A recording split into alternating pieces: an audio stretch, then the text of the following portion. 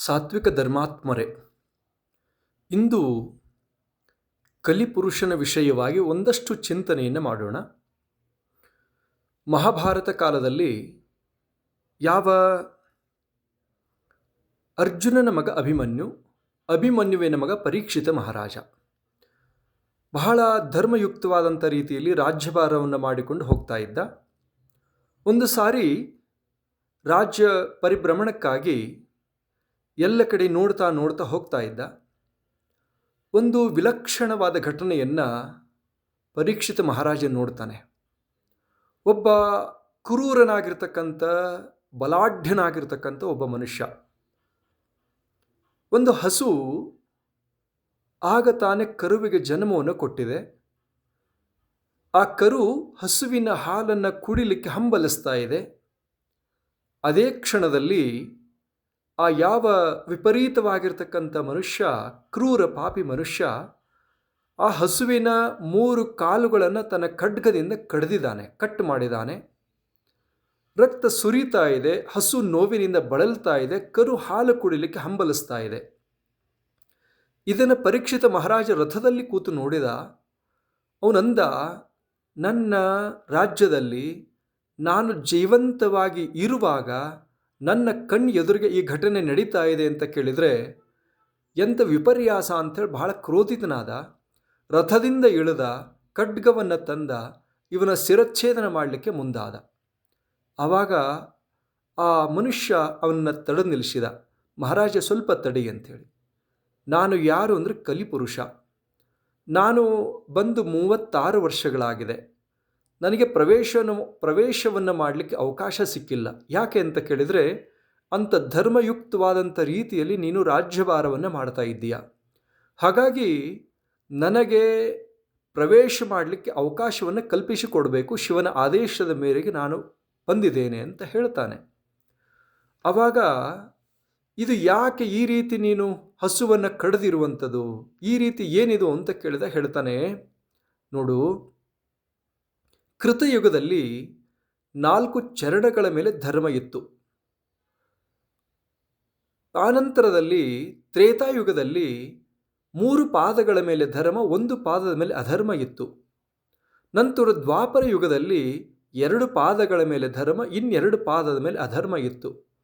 ಈಗ ಮುಂದೆ ಬರುವಂಥ ಯುಗ ಕಲಿಯುಗ.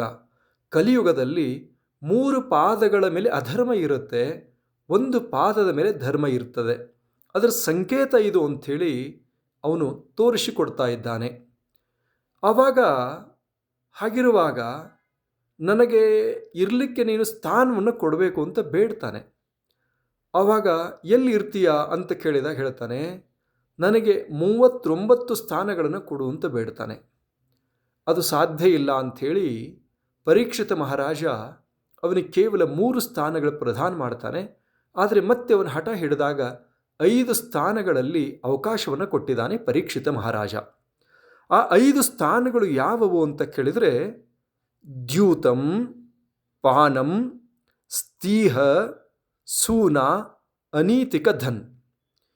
ಈ 5 ಸ್ಥಾನಗಳೆಲ್ಲಿದ್ದಾವೆ ಅಲ್ಲಿ ಕಲಿಪುರುಷನ ನಿವಾಸ ಇರುತ್ತೆ ಅಂತ ಪ್ರತಿಯೊಬ್ಬರು ಅರ್ಥ ಮಾಡ್ಕೋಬೇಕು. ಅಂದರೆ ಮೊದಲನೇದು ಯಾವುದು? ದ್ಯೂತಂ ಅಂದರೆ ಜೂಜಾಟ, ಕ್ರೀಡಾ. ಇದು ಎಲ್ಲಿ ನಡೀತದಲ್ಲ ಅಲ್ಲಿ ಕಲಿಪುರುಷನ ನಿವಾಸ ಇರುತ್ತೆ. ಈಗ ಉದಾಹರಣೆಗೆ ತಾವು ನೋಡ್ತಾ ಇರ್ತೀರಿ, ಈಸ್ಪೆಟ್ಟು, ಓಸಿ, ಜೂಜಾಟ, ಬೆಟ್ಟಿಂಗು, ಅನೇಕ ಕ್ರಿಯೆಗಳು ನಡೀತವೆ. ಅಲ್ಲಿ ಸಮಾಧಾನ ಇರಲ್ಲ, ಶಾಂತಿ ಇರಲ್ಲ, ನೆಮ್ಮದಿ ಇರಲ್ಲ.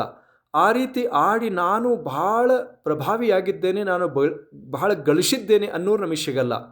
ಆ ಆಟವನ್ನು ಆಡ್ತಾ ಮನೆಯನ್ನು ಮಾರ್ತಾರೆ, ಪರಿವಾರವನ್ನು ತೊರಿತಾರೆ, ಅವರಲ್ಲಿರುವ ಎಲ್ಲ ಸಂಪತ್ತಿಯನ್ನು ಅಡ ಇಡ್ಲಿಕ್ಕೆ ತಯಾರಾಗ್ತಾರೆ. ಹಾಗಾಗಿ ಈ ದ್ಯೂತ ಅನ್ನೋದೇನಿದೆಯಲ್ಲ, ಇದು ಕಲಿಪುರುಷನ ನಿವಾಸ ಇರುತ್ತೆ. ಆ ಸಮಯದಲ್ಲಿ ಮನುಷ್ಯನ ಮತಿ ಭ್ರಷ್ಟವಾಗತ್ತೆ. ಹಾಗಾಗಿ ಕಲಿಪುರುಷನ ಒಂದು ಸ್ಥಾನ ಅಲ್ಲಿರೋದ್ರಿಂದ ಈ ದ್ಯೂತ ಅಂದ್ರೆ ಯಾರೂ ಕೂಡ ಜೂಜಾಟವನ್ನಾಡಿ ನಾನು ಸುಖವಾಗಿದ್ದೇನೆ ಅನ್ನುವಂಥವ್ರು ಎಲ್ಲೂ ನಮಗೆ ಸಿಗಲ್ಲ. ಅಲ್ಲಿ ಕಲಿಪುರುಷನ ನಿವಾಸ ಇರುತ್ತೆ. ಆನಂತರದಲ್ಲಿ ಪಾನಂ ಅಂದರೆ ಮದ್ಯಪಾನವನ್ನು ಮಾಡತಕ್ಕಂಥದ್ದು, ಮಾಂಸ ಭಕ್ಷಣೆ ಮಾಡತಕ್ಕಂಥದ್ದು. ಅದಕ್ಕೆ ಹೇಳ್ತಾರೆ ಜೈಸ ಅನ್ ವೈಸ ಮನ್.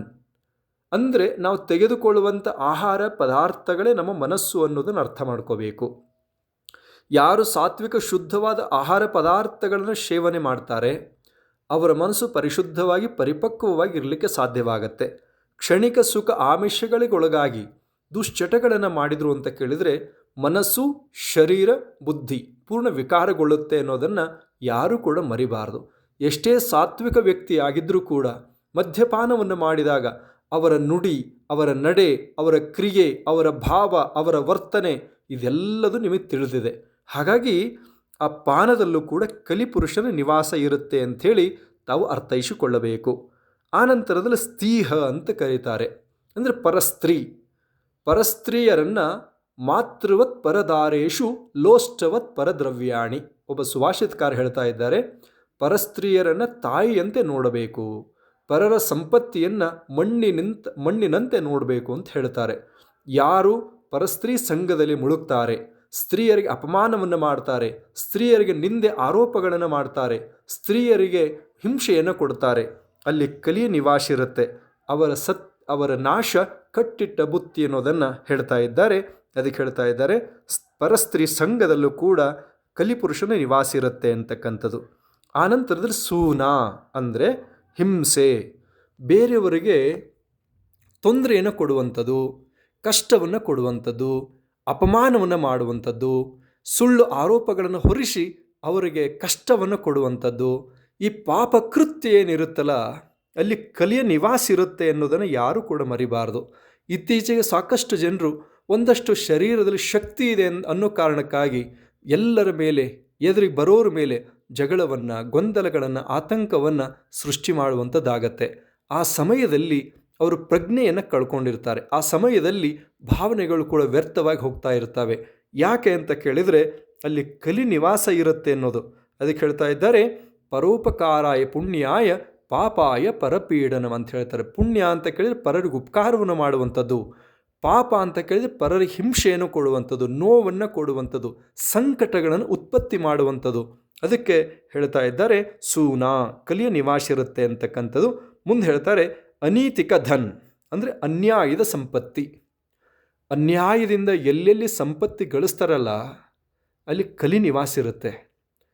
ಭಕ್ತ ಬಾಂಧವರೇ, ತಾವು ಒಂದು ಚಿಂತನೆ ಮಾಡಿ, 100 ರೂಪಾಯಿ ಇದ್ದರೂ, 1000 ರೂಪಾಯಿ ಇದ್ದರೂ, ಲಕ್ಷ ರೂಪಾಯಿ ಇದ್ದರೂ, ಕೋಟಿ ರೂಪಾಯಿ ಅಷ್ಟೇ ಅಲ್ಲ, ಸಾವಿರಾರು ಕೋಟಿ ಸಂಪತ್ತಿ ಇರಲಿ, ಎಷ್ಟೇ ಇದ್ದರೂ ಕೂಡ ಆ ಮನುಷ್ಯ ಉಣ್ಣುವಂಥದ್ದು ಅನ್ನವನ್ನೇ. ಬಹಳ ದುಡ್ಡಿದೆ ಅಂತ ಬಂಗಾರ ಬೆಳ್ಳಿ ತಿನ್ನಲಿಕ್ಕಾಗಲ್ಲ. ನಮ್ಮ ಹತ್ರ ಭಾಳ ಆಸ್ತಿ ಇದೆ ಅನ್ನೋ ಕಾರಣಕ್ಕಾಗಿ ಆ ಆಸ್ತಿಯನ್ನೇನಾದರೂ ತಿನ್ನಲಿಕ್ಕೆ ಸಾಧ್ಯ ಇಲ್ಲ. ಅಂದರೆ ಹೇಳುವಂಥ ತಾತ್ಪರ್ಯ ಏನು ಅಂತ ಕೇಳಿದರೆ, ಅನ್ಯಾಯದಿಂದ ಗಳಿಸಿರುವಂಥ ಸಂಪತ್ತಿ ಏನಿದೆಯಲ್ಲ ಕಲಿಯ ನಿವಾಸ ಇರುತ್ತಲ್ಲಿ. ಅದು ನಿಮಗೆ ಯಾರಿಗೂ ಕೂಡ ಸುಖವನ್ನು ಕೊಡಲ್ಲ, ಶಾಂತಿಯನ್ನು ಕೊಡಲ್ಲ, ನೆಮ್ಮದಿಯನ್ನು ಕೊಡಲ್ಲ, ಆರೋಗ್ಯವನ್ನು ಕೊಡಲ್ಲ, ಭಾವನೆಗಳನ್ನು ಕೊಡಲ್ಲ, ಎಲ್ಲವನ್ನು ಹಾಳು ಮಾಡುತ್ತೆ. ಅಂದರೆ ಮೂಲ ಧನವನ್ನು ಕೂಡ ಅದು ತೊಗೊಂಡು ಹೋಗುವಂಥದ್ದಾಗತ್ತೆ. ಇವತ್ತು ನಾವು ಸಾಕಷ್ಟು ಕಡೆ ಗಮನಿಸ್ತೇವೆ, ನೀವೆಲ್ಲ ನೋಡ್ತಿರ್ತೀರಿ. ಅನ್ಯಾಯದಿಂದ ಯಾವ ಪ್ರಕಾರ ಹಣವನ್ನು ಗಳಿಸ್ತಾರೆ, ಎಷ್ಟು ಜನರಿಗೆ ಹಿಂಸೆಯನ್ನು ಕೊಟ್ಟಿರ್ತಾರೆ, ಎಷ್ಟು ಜನರಿಗೆ ನೋವನ್ನುಂಟು ಮಾಡಿರ್ತಾರೆ. ಆ ರೀತಿ ಗಳಿಸಿರುವಂಥ ಸಂಪತ್ತಿ ಪಾಪದ ಸಂಪತ್ತಿ ಪಾಪಕ್ಕೆ ಹೋಗುತ್ತೆ. ಅಥವಾ ದುಷ್ಟ ಸಂತಾನ ಉತ್ಪತ್ತಿಯಾಗಿ ಆ ಮಕ್ಕಳಿಂದಲೇ ಜೂಜಾಟ, ಈಸ್ಪೆಟ್ಟು, ಕ್ರಿಕೆಟು, ಬೆಟ್ಟಿಂಗು ಅಂಥೇಳಿ ಆ ಹಣವನ್ನು ನಾಶ ಮಾಡ್ತಾರೆ. ಇಲ್ಲ ಅಂತ ಕೇಳಿದರೆ ಆರೋಗ್ಯಹೀನ ಸ್ಥಿತಿ ನಿರ್ಮಾಣವಾಗಿ ಆ ಹಣ ನಾಶವಾಗತ್ತೆ.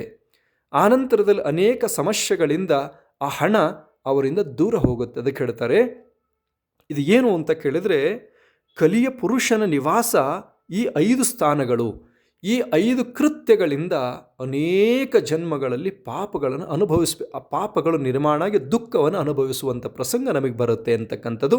ಹಾಗಾಗಿ ದ್ಯೂತಂ ಪಾನಂ ಸ್ತೀಹ ಸೂನ ಅನೀತಿಕ ಧನ್, ಈ 5 ಸ್ಥಾನದಲ್ಲಿ ಕಲಿಯ ನಿವಾಸ ಇರುತ್ತೆ ಅಂತಕ್ಕಂಥದ್ದನ್ನು ಬಹಳ ಸ್ಪಷ್ಟವಾಗಿ ಕಲಿಪುರುಷನೇ ಹೇಳಿರುವಂಥದ್ದಾಗಿದೆ. ಆ ಕಲಿಪುರುಷ ಆ ಪಾಪದ ಸಂಪತ್ತಿ ವಿಷಯವಾಗಿ ಆ ಯಾವ ಪರೀಕ್ಷಿತ ಮಹಾರಾಜನ ಮೇಲೆ ಏನಾಯಿತು ಅನ್ನೋದನ್ನು ನಾಳೆಯ ಒಂದು ಸಂಚಿಕೆಯಲ್ಲಿ ತಮ್ಮ ಗಮನಕ್ಕೆ ತರುವಂಥವ್ರು ಆಗ್ತೇವೆ ಅಂತಕ್ಕಂಥ ಮಾತನ್ನು ತಿಳಿಸಿ ನಾವೆಲ್ಲರೂ ಕೂಡ ಧರ್ಮ ಮಾರ್ಗದಲ್ಲಿ ಹೋಗೋಣ. ಈ 5 ಪ್ರಕಾರವಾಗಿರ್ತಕ್ಕಂಥ ಪಾಪವನ್ನು ನಾವು ದೂರ ಮಾಡಿಕೊಳ್ಳುವಂಥ ಪ್ರಯತ್ನ ಮಾಡೋಣ ಅಂತಕ್ಕಂಥ ವಿಷಯವನ್ನು ಪ್ರಸ್ತಾಪನೆ ಮಾಡ್ತಾ ಈ ಸಂದೇಶಕ್ಕೆ ವಿರಾಮ ಕೊಡ್ತೇವೆ. ಓಂ ಶೋಂ ಭೂಯಾತ್.